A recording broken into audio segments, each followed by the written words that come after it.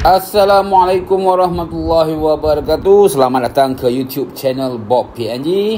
Okay, hari ni aku di Taycan HQ Datuk Keramat. Depan aku ni ialah Y16ZR warna terbaru 2025. Okey, yang aku review ni warna Emerald Pearl. Emerald Pearl ni dia lebih kurang macam pearl white, dan design dia ada warna hijau dengan gold. Okey, dekat cover tepi tu dia ada warna hijau lah. So memang pearl dia nampak mari ya, putih dia ni. Kalau shining, kalau ada leka, lagi menawan dan lagi comel. Okey, ni di bahagian tepi ya. Di bahagian tepi kita boleh nampak dekat rim dia. Rim tetap sama, disc brake sama, caliper sama, semua sama. Tak ada perbezaan. Okey, yang logo ni pun logo yang terbaru lah.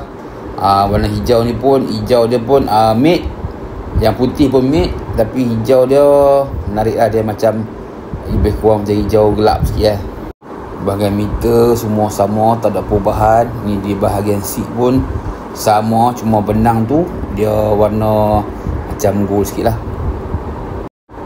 Okay, di bahagian tepi bahagian tepi, tapi macam comel lah design kali ni. Dia gabung warna body warna putih, design warna hijau, tulisan ni 155 warna 16ZR. Okay, VVA macam biasalah duduk kat tepi ni. Design berwarna hijau yang kilat lah kan. Tapi itulah, kalau warna ni kalau kita masuk kilat mesti cantik meh. Ni di bahagian rim pun sama, semua tak ada perubahan untuk warna 16 kali ni. Hanya perubahan dari segi warna sahaja. Okey, di bahagian belakang, belakang, signal, carrier, mudguard tetap sama. Di bahagian carrier dia warna hijau. Exhaust semua sama. So memang nampak menarik lah untuk kali ni punya warna Y16ZR 2025. Dia ada 3 warna.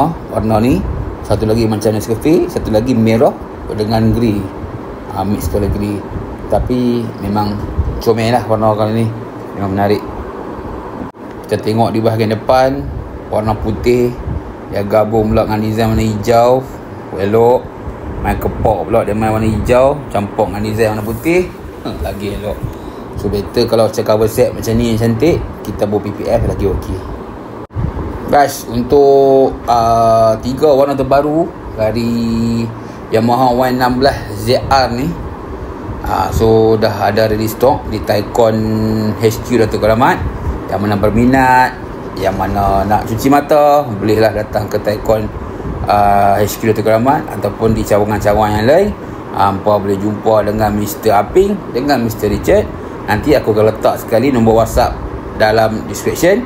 Kau boleh tengok dekat situ, boleh tekan link, boleh contact dengan Mr. Aping, dengan Mr. Richard. So kali ni memang padu, memang terbaik warna kali ni.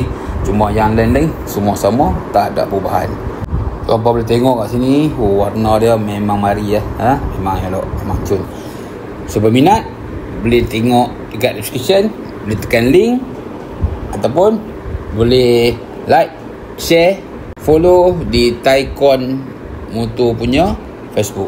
Okay guys, kita akan jumpa di next video insyaAllah. Assalamualaikum warahmatullahi wabarakatuh. Bye.